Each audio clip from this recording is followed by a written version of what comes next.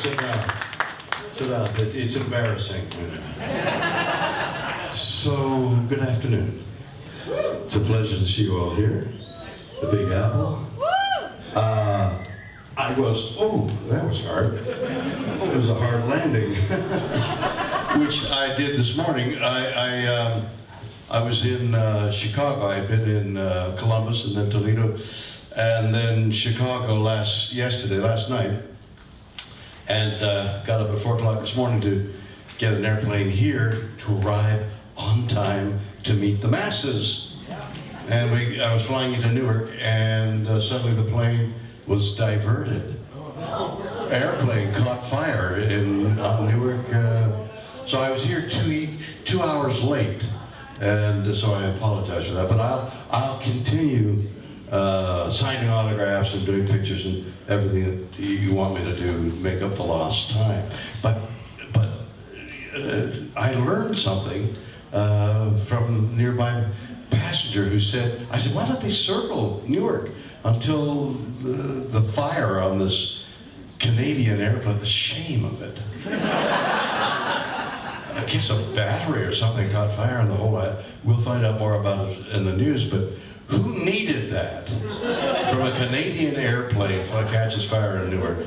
So we go to Philadelphia, and then we come back, and I was reminded about flying and how really essentially easy it is now. You can depend on it most of the time.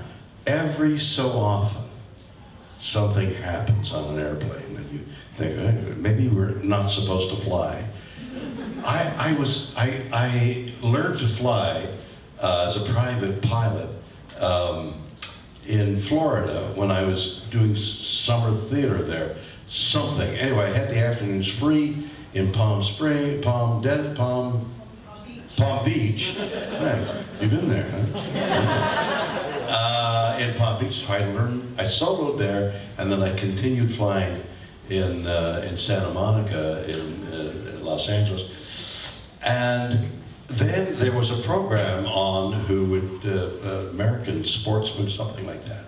So I would do all these crazy things for American Sportsman. So they said one time, why don't we give you aerobatic lessons, and we'll fly you down to Florida, and we'll go to the Air Force base there, and you'll learn to fly from a military guy in what they call the pit special. It's by two wings, a biplane.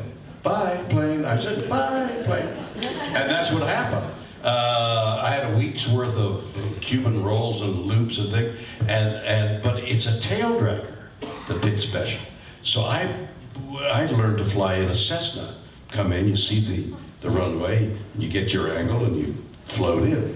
But on a tail dragger, as you approach the runway, you have to have the nose up to bleed off speed, and you can't see the runway.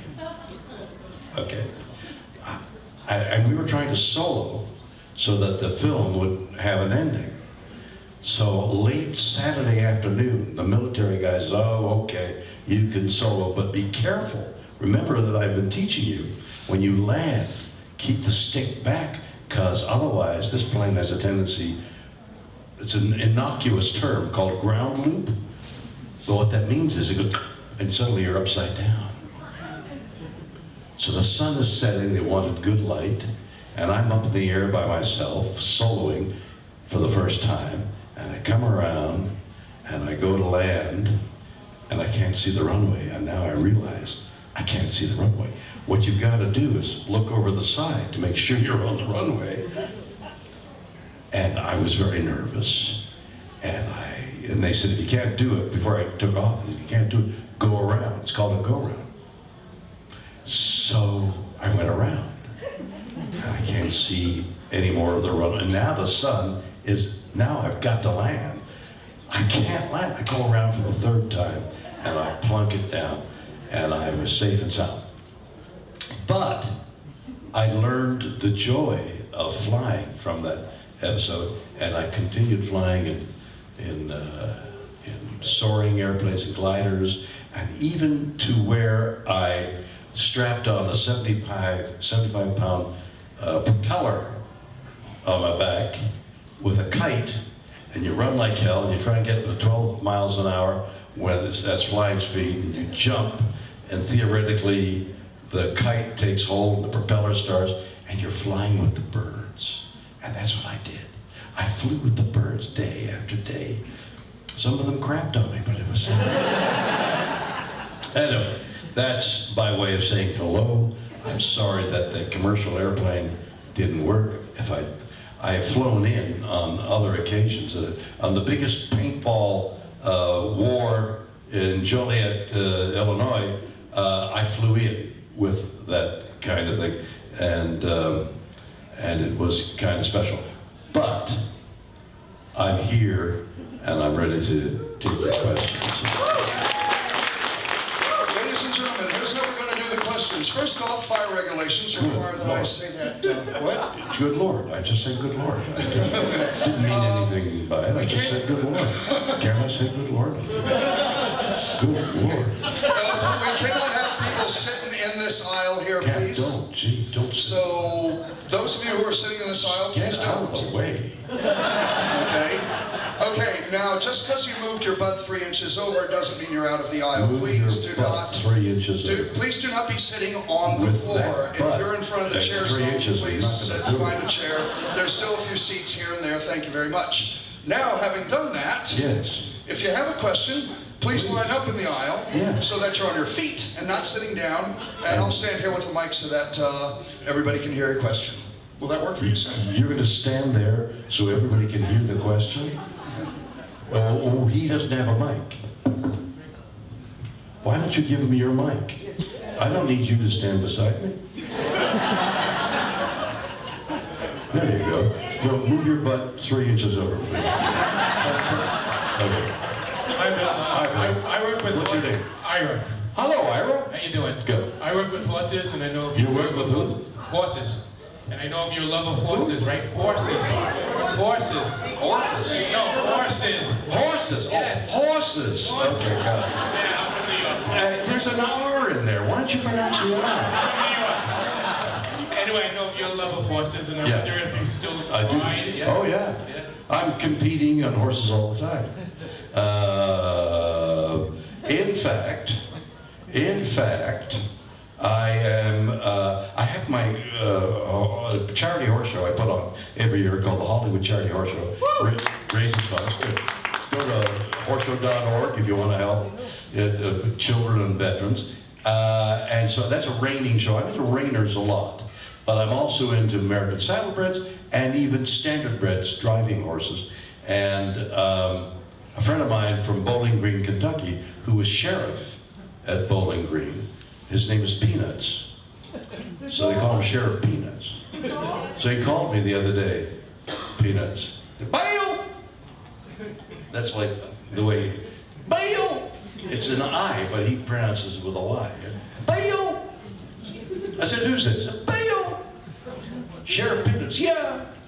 How you doing, Road Horse Man? They call me Road Horse Man. You know why? Because I drive road horses. What's your question? That's your question? Yeah, and you probably never hear this, but I really like Well, no, I mean, I love dogs, horses. I bred Dobermans. Tried to breed a Doberman, my female Espresso. I have Espresso, whose father is Starbuck.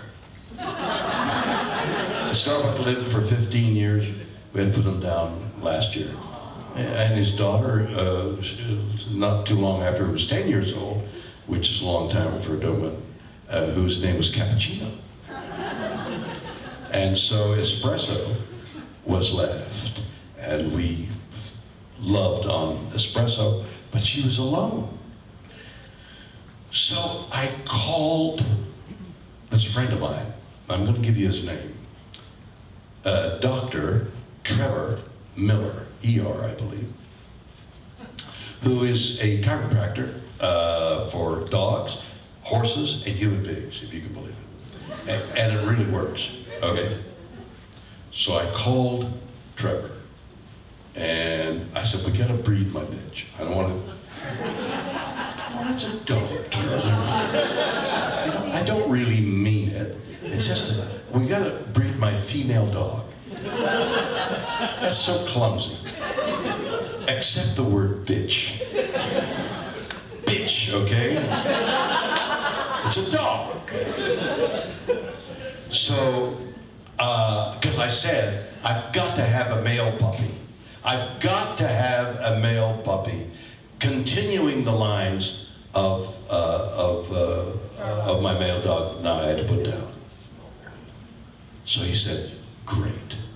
So we unite my female dog, Espresso, and then and it looked like it took, but you have to wait 6 weeks before you can ultrasound.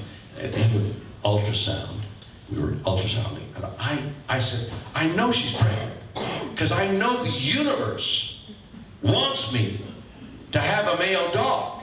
I just felt it. You know how you feel that? Like unity with the universe. You look up at the stars and you feel, you know, you're part of the dark matter, the dark energy, the explosions, the stardust, the forming of stars, all the whole thing. You're part of it, and you know at certain times the universe wants you to have something, and I knew the universe wanted me to have a male dog. So they ultrasound her, and there's nothing there. She had absorbed it. I said the same thing.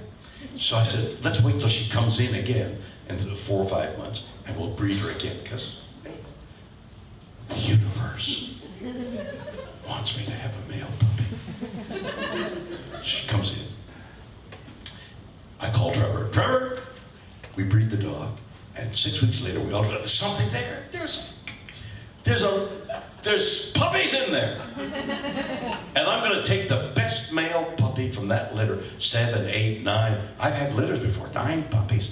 Half, usually, you know, about half male, half female. So you have your pick. I'm going to pick the best.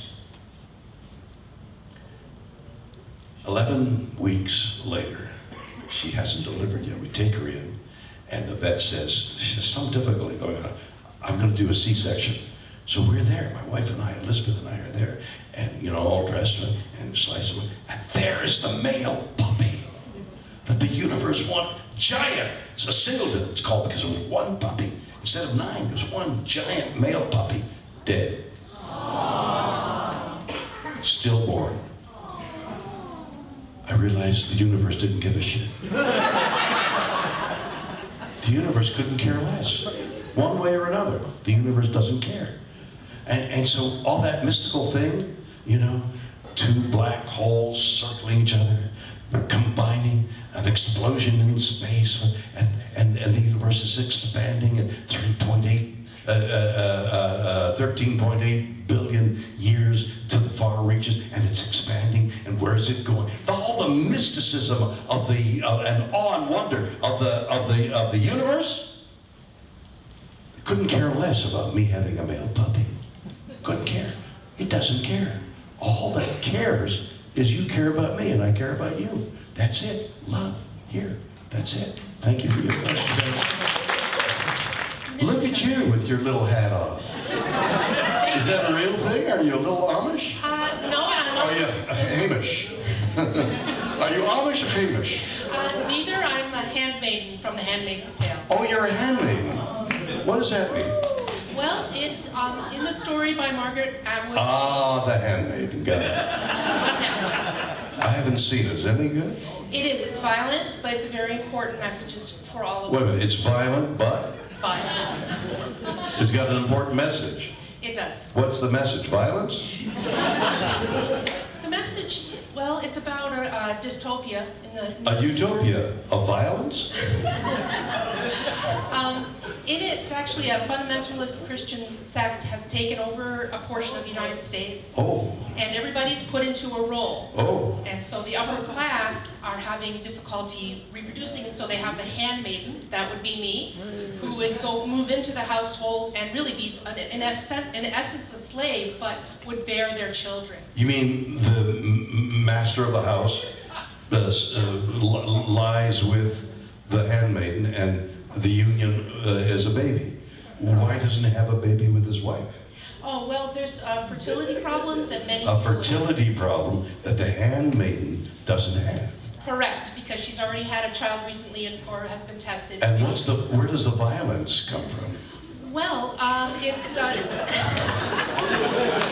that part, not during what's called the ceremony, no. However, the women are very heavily oppressed in this story, so... The women are oppressed? Is that a message? Are you like a feminist? Well, my daughter doesn't like that term, but I do. I would call myself a feminist. What would your daughter... Okay, ladies, calm down. It's a whole new area. There's a whole new thought process going on, isn't it? I mean, the Me Too and the feminist movement has been around for a long further history, which includes no alcohol, the prohibition, and all that. And now, women. I have 3 daughters and 3 female grandchildren, all of whom have to break the glass ceiling and get equal pay and but still, for people of my generation, it's like you're walking around on tiptoes. You don't know who you're insulting. I said, you're a lady. She said, don't call me a lady. What do you call? What do you say? You can't say to a lady, "God, you look really great." You can't do that anymore. What's that? Yeah, I don't fully understand it. I think that... See, you're a feminist, you don't fully understand it. How do you expect a male to understand? It's incomprehensible to some people.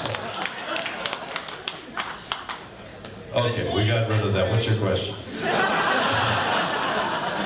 I used to live in Fairfield, Iowa, a short distance... Wait a minute, you was to what? I used to live in Fairfield, Iowa, Oh, which is Fairfield. a short distance from Riverside, Iowa, where Captain Kirk will supposedly be born in the... Can you ever forgive me? You know about Riverside, Iowa?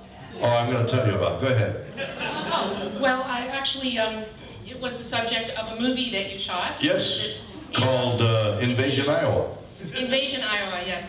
And my Star Trek club and I have watched this film. What do you think of it? I think that the town needed to develop a quick sense of humor because they were being roasted. They took it rather seriously, didn't they? They took it. So let me tell you the premise of Invasion, Iowa. 2 guys come to me. I'm sitting around somewhere. 2 complete strangers. So we got an idea for a television show. You buy a town, and then you manipulate the people in the town. That sounds awful, you know. Wait a minute. What happens if we go into a town and we pretend, I'm saying this now to the 2 guys, and we pretend to shoot a movie, but what we're really doing is shooting the reaction of the people who we hire to be in this so-called movie, and we get production crew, and we get extras, and we cast people for this script that has 10 pages instead of 90. And we'll call the movie Invasion, Iowa, and it's going to be a science fiction film, and out of the horizon come these awful things, and you will play the part of the little old lady. It's a character role. Stand up. And turn around. This is a character role, okay? Invasion, Iowa, you're going to play the little old lady who deals a death blow to the alien with a scarf. You're going to wrap the scarf. Do it to, what's your name, handmaiden? Lee Starshine. Lee? Yes. Wrap attack her with that, because she's an alien. There you go. That's it. Fine. That's it. Good. Pull. Stop. Perfect. Cut. You were wonderful. Thank you. And I acting skills So in levels beyond. we go into Riverside, Iowa, which is the birthplace, the fictional birthplace of Captain Kirk, and they all know it. In fact, the mayor must have started it as a promotion for their town, Riverside, Iowa. So we go into Riverside, Iowa, and we're shooting for 10 days. 100 people. We bring 100 people from California, and we march into Riverside with a lot of fanfare. We're shooting this film. We need the town, and the town is like 10,000 people. They all cooperate. In fact, they cooperate so much that they start to befriend us. And I don't know whether you saw The Spy or read the book, The Spy Who Came In From the Cold. It's the spy who's undercover, who befriends the people he's about to betray, and the agony, the anguish of the people, of the spies like us. We had to be debriefed every morning and every evening. When we finished, we'd all meet in the hotel room and we'd sit around, oh my God, this guy's my best friend, and in 10 days' time we're gonna have to tell the truth. It was hysterical. We were filming all of it, both our anguish and their joy, and finally the last dinner where we sat in a big U, as many as these people for the last dinner, and we said, you know this movie we're shooting? It's not a movie. What? And you, who during the course of 10 days told me your innermost secrets, which we filmed, like one of them said, because I kept asking, what do you really want to do? Well, what I really want, said one, is enough money to adopt my son, who's the young boy who's living with me. I want to adopt the boy. Another said, I want to take my whole family to Hawaii, but I'll never. And they expressed their dreams. And at the end, we gave them the money to fulfill their dreams. Half a dozen people, and then we give a lot of money to the library, and we try to salve the wounds of this double cross that we had. It was, in one scene, I said, because I was playing this over-the-top director, now listen to me. No telephones here. Every time the telephone rings, we have to stop, we cut. I don't want any telephones here. That's an absolute no. There are no telephones here, you hear me? Or else you're fired. Now they tie me up and put me in a bed, and they start filming, and a phone rings. Whose phone is that? Get that right. And it's my phone. It was that kind of stuff. When we played it straight, oh, I'm so sorry, it was my phone. But don't let anybody else have a phone. So it was great fun. What's your question? What would it take for you to go back to Riverside, Iowa? They often do their annual... A stretcher. 12 people with automatic rifles. I don't know. I really mean it. It was a farmer. Don't worry about it. What are you doing? Well, you got something, a little Amish sneaking up going on here. A little fundamental handmaiden something going on. What do you got? It's a conspiracy. It's a conspiracy. No, don't sing, please. Reminds me of me.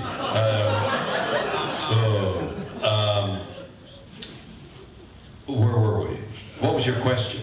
I asked you. You already explained. Okay, so when I go back, what would it take to get Riverside? I hope that those people that we fooled and then tried to make amends have forgiven me, because it was pretty mean. Because we got I've over the years evolved, as against developed, a knack for drawing people out. I'm genuinely interested in people. I want to know, what do you think and what I said. So I had an interview show called Raw Nerve, which I did for 3 years, and I got people to tell me things that they ordinarily wouldn't tell. And they do that because I do not present a threat. I'm not going to use the information to harm you. I'm just genuinely, oh, Jesus, that hurt.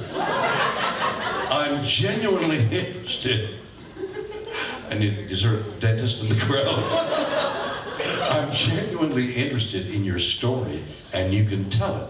I'm not doing it to get some kind of angle on the story. I want to hear what you have to say. So I was able to draw these people out, and we established a real relationship. So you can imagine how badly everybody felt at the end of this glorious idea. When it came time to part, it was really tough. So no, I won't be going to Riverside for a while. Now, you have a telephone in your hand and a microphone in the other. I do. Yeah. Hi, I'm Brian, and this is my mom, Ruth, actually. So thanks for including her in your show. Choke him. Yeah. So I have a kind of two-part question. So the first part two-part is, question. what was it like working with James Spader at Boston Legal?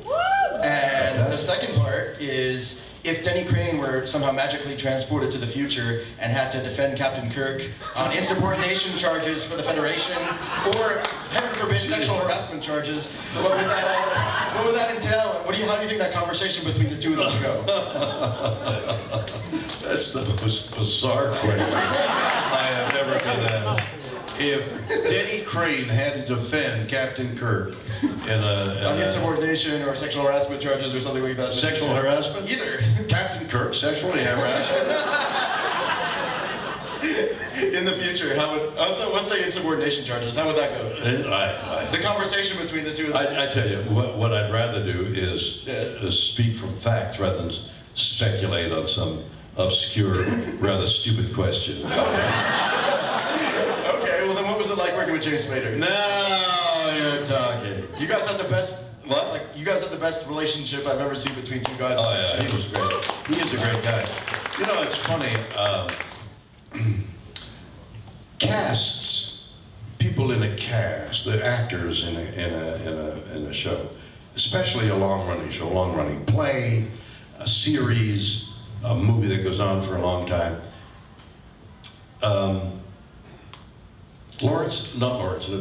Marlon Brando, no, it was Lawrence Olivier, who coined the phrase, the audience is the monster. Huh. Yeah, because when you're backstage waiting to go on, you don't hear individual voices. What you hear, put your phone away and listen to what I'm saying. All right. Too many things going on in your head. Good, Mom. That's good. Now go to your room. What you hear backstage is, you don't hear individual words, but you hear this growling of the audience talking before the curtain goes up. It's kind of, if you could picture it, it's kind of like a monster. So Laurence Olivier said, we gotta feed the monster. We come out on stage and we feed the monster.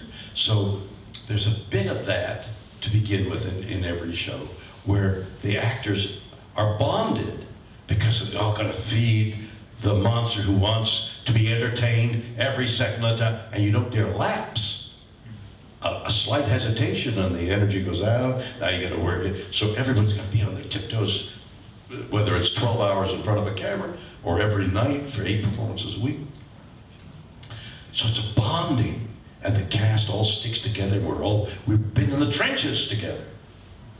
Then, when the show is over, with a few exceptions, the actors part and they never see each other again. Because it's like saying, okay, well, it's the last day. I just did Big Bang Theory, been on for 10 years. Stupid show. They'd asked me for 10 years, they talked about me a lot, and then they kept asking me to be on it. I'm not going to be on your stupid show. And then they said, well, it's the last 10 shows, the last 10 years. So I said, I'll come on. So I came on and said goodbye. But they've been together 10 years. They love each other. And I'll bet you within a week or two with James, and we parted company, and we haven't seen each other since. Talked a few times on the phone, but he got busy, I got busy. So it's like, tomorrow, we're leaving this last day. Oh, jeez, I'm sorry. We cried. We'll go to lunch tomorrow. No, I can't go to lunch tomorrow. We'll do the day after. No, I can't do it the day after tomorrow. I'll call you. And a week later I call, and you part because he's now busy on this, and I'm busy on this, and so frequently, with great frequency, casts that have been together and bonded and love each other because of the way the business works, we part and rarely see each other again. So James Spader is a wonderful guy and a wonderful actor, and he's this straight shooter. I've forgotten what it was. It was like he was seated down with 3 or 4 people, and then Denny Crane walks in, and there's some piece of evidence there. So I thought it would be funny if I leaned over the evidence and my ass is in his face. I thought that would be funny, okay? He didn't think it was so funny. So instead of getting mad, like some people might puff up and pout and not speak for a while, he came to my dressing room and said, we need to talk. And we started talking about it. What a great guy. He took an incident that bothered him and brought it out front right away.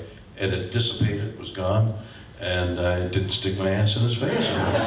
Sounds just like your characters. Yeah, it was wonderful. Thank you. Thank you very much, William. Hi. I wanted to first of all take the opportunity to, I know you have a birthday coming. I do. And I try to forget it. Oh, well. No, after about, 25, 30 years of age, you start saying, no, I'm 31, it doesn't matter. 35, 49, my 50th birthday, apparently, I've forgotten this, I went to bed for 3 days, okay? 60th birthday, it's getting like, geez, man, 60. A lot of my friends are 70 years old. 70 is bloody old. That's old, 70. Now you get to 80. How did that happen? I don't know. How old are you? 57. 57 is old. It is. Yeah. It is. But I wanted to wish you a happy birthday early. Thank you. My father happened to have exactly the same birthday as you. The same day, the same year. Same year? Yes. And he was very proud of that, actually. He used to tell me all the time, I have the same birthday He as should be Captain Kirk. embarrassed. He's so old. How's he getting around? He's not.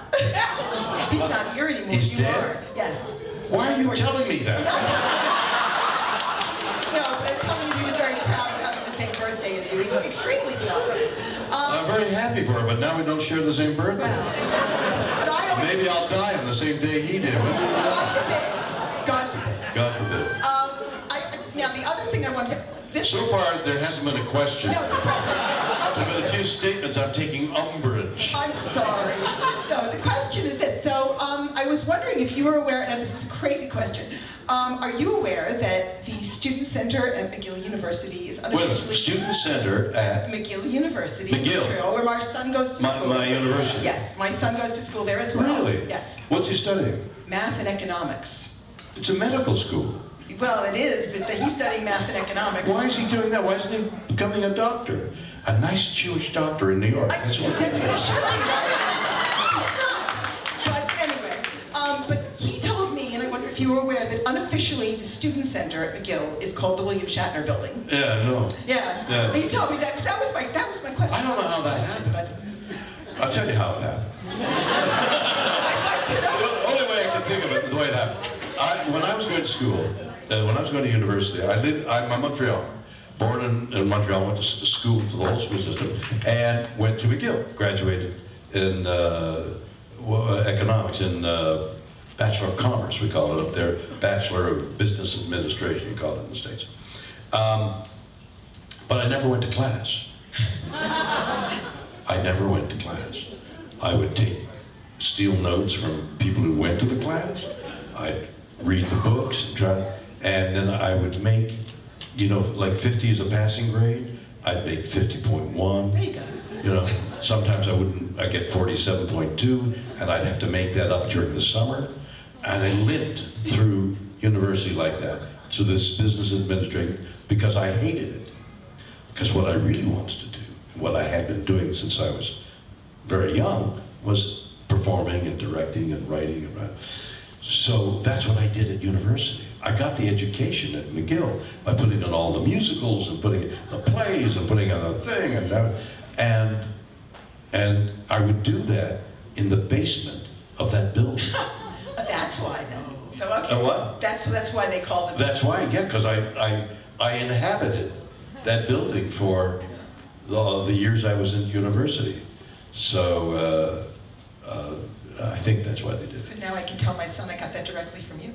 It's He free. doesn't know why, and now I know why. Now you know So why. I'll tell him. Yeah. Well, thank you, and happy upcoming birthday. I hope Oh, it's you have to say it wonderful for you. again. No, it's wonderful. Thank you. My dear, how I recognize you again. Yes. Yes. Nice to see you again. What's your name? It's Chipper. Right into the mic. Hi, Chipper. No, bring that mic right up there. Chipper. There you go. Hey there. Chipper. Yep. Yeah. Loved you in Rescue 911. Thank you. Best show on Oh, my TV. goodness. Still love Yeah. that. Question. Have you ever played a pirate? And if you were... Played a pirate? Yes. And if you were to play a pirate, what pirate would you want to be? That's my... I think we all have to be sort of a pirate. I don't know. Bluebeard? I can't think of a pirate's name. Pirate. I figure you're very well read, so... Very well read, yes. Well, I read a bit about Blackbeard and the reality of the pirates.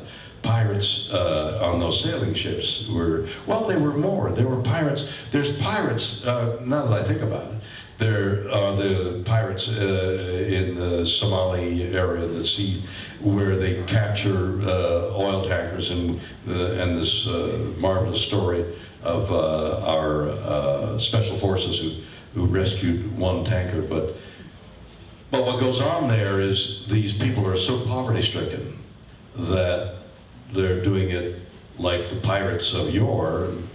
They would steal from the rich, and they may not give much to the poor, but I think in the Somali cases, they are. They're taking funds, the kidnapping funds, and spreading it out a little bit. So what you're asking, an interesting philosophical question, is it morally right to steal to give to the poor, like Robin Hood, who could be termed a pirate? That actually... No, right up in the microphone, right up. That's actually... No, a little, I can't hear you. That's actually... No, closer. That's... Closer, let me see it out of the back of your neck. What do you think, is it morally right? Oh, what, to be a pirate? Well... No, to steal to give to the poor. No, stealing's never right. Stealing's never right, even though you take the money and give to the poor. It's never right. Somebody's dying and needs food, okay?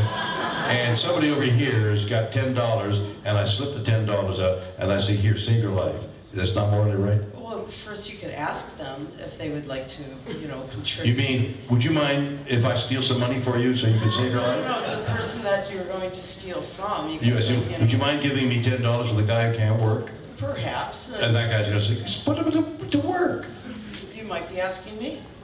And I would say So yes. I should ask, and so now I'm in Somalia and I should ask the oil tanker guy, would you give us some money because the pet? This Yes, has gone in a really, right. So there you are. Exactly. It's a much more fermenting and formidable question you've asked than would I play a pirate? There's a lot to think about. You see? Okay, lots to think about. Thank you. Excellent, thank you for the answer. Oh, I avoided that answer, didn't I? Hello, sir. Hello. My question for you is this. With your incredible body of work as an actor... And incredible body. As an actor, is it the goal of an actor for the embodiment of the work or to be known for one particular role? So would you be known for one role, would you prefer, or your entire body of work? The audience makes that selection, but for me, whether I'm doing what I'm doing with you right now, trying to be amusing and answer your questions at the same time, keep you all from walking out the door, or whether it's here or whether it's doing something on stage. Last night I was in front of 2,000 people.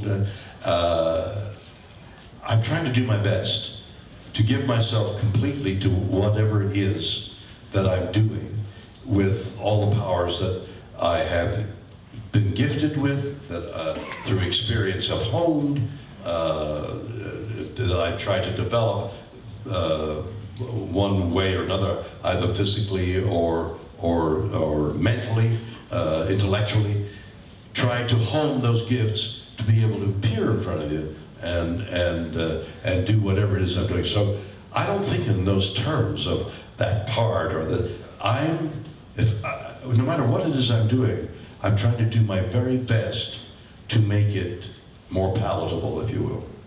Thank you very much.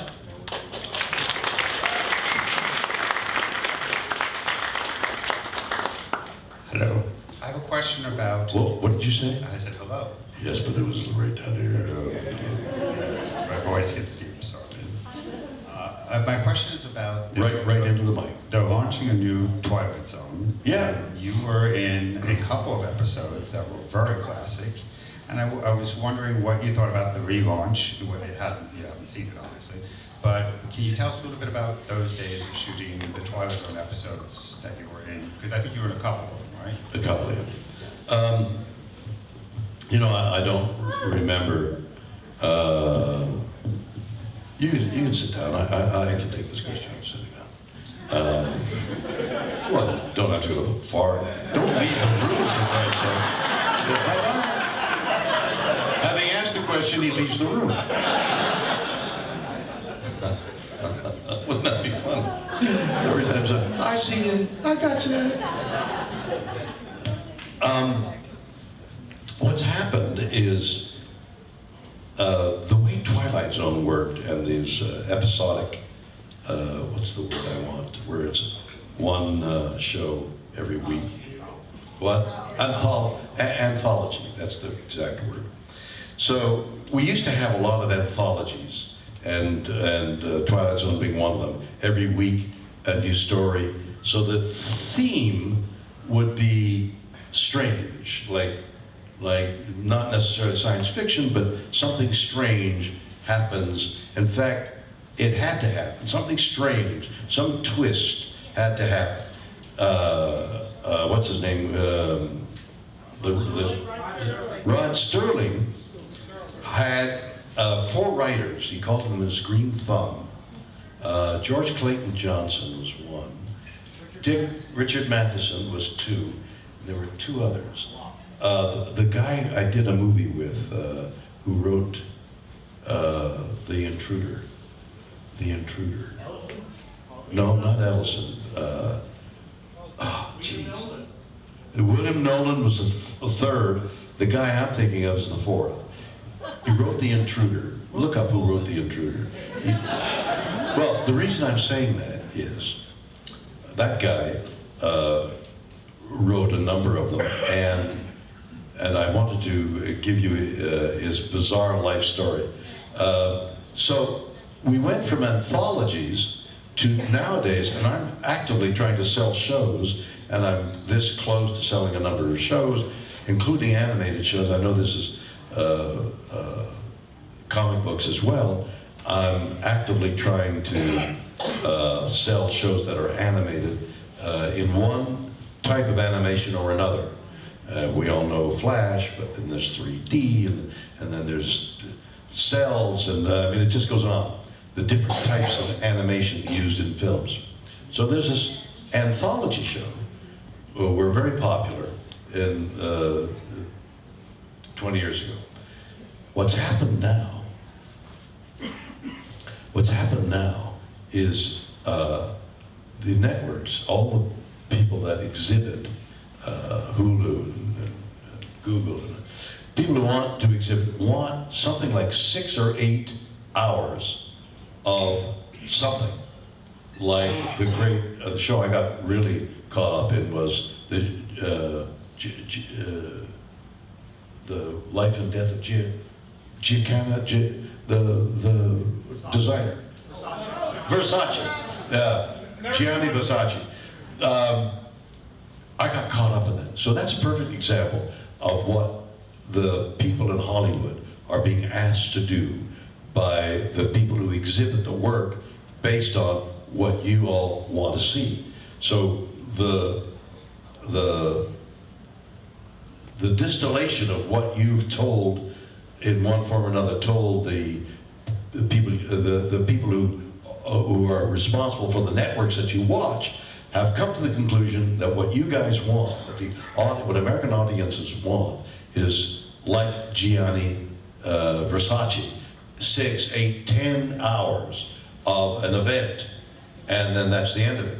So we who make these shows now understand that whereas Star Trek would get an order for 24 hours of material, so we'd be at work all year long making 24 one-hour shows. Now it's 6, 8, 10 shows, and it's much more limited, and that's what the audience wants. So anthology shows like Twilight Zone are no longer popular, and the fact that they're resurrecting resurrecting Twilight Zone with all those wonderful half-hour twist stories. One of them, well, the two that I was on was seeing this Czechoslovakian acrobat on the wing of an airplane. And the other was the machine that kept giving you the fortune, which was so obscure that it froze him. He couldn't move. Be careful of where you go. You never know what's going to happen. As vague as that, you know, oh, I better not go. So those wonderful story ideas, and there were so many of them by these guys. Has anybody looked up The Intruder? Roger Corman. What? Roger Corman. Roger Corman. No, Roger Corman directed it. Charles Beaumont. Charles Beaumont. Did you look it up or did you remember? No, I just remembered. That's fantastic. Okay, so Charlie Beaumont wrote The Intruder. He was one of the Green Thumb who wrote many of that show. Charles Beaumont wrote a book called The Intruder, in which a guy from New York City goes down to the South and during integration and rouses these small towns to fight against integration.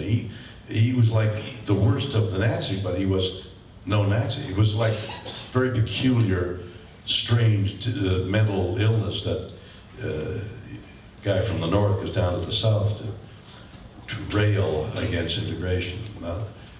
And he and I, as a result of the movie, became friends.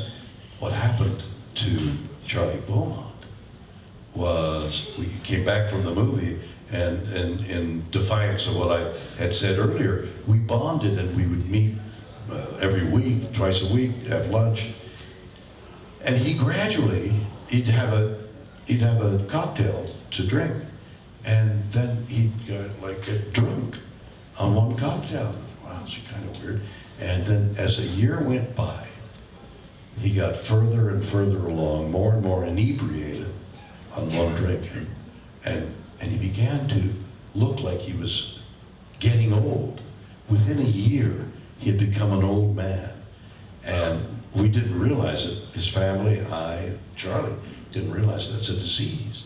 You die of old age in a very short period of time, and that's what happened. Charlie Beaumont lived a Twilight Zone. Okay. What are you going to do? What are you going to do? Just wants to say hello and Goodbye. thank you for coming to New York. Oh, all right, come on. Thank you, Mr. Shatner. Lee Snyder. Hi. I'm Mike's media partner. We have a show called Selling Heroes, and we stream. What? Selling Heroes. Selling Heroes. Yeah, we're the Selling Heroes. Is that like a sandwich? We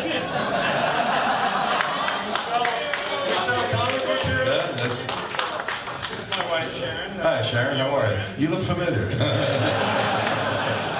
Is it true Yeoman Rain got thrown off the show because they wanted you more involved with the other women that you find on your adventures? She got thrown off the show because she was getting involved with the producer.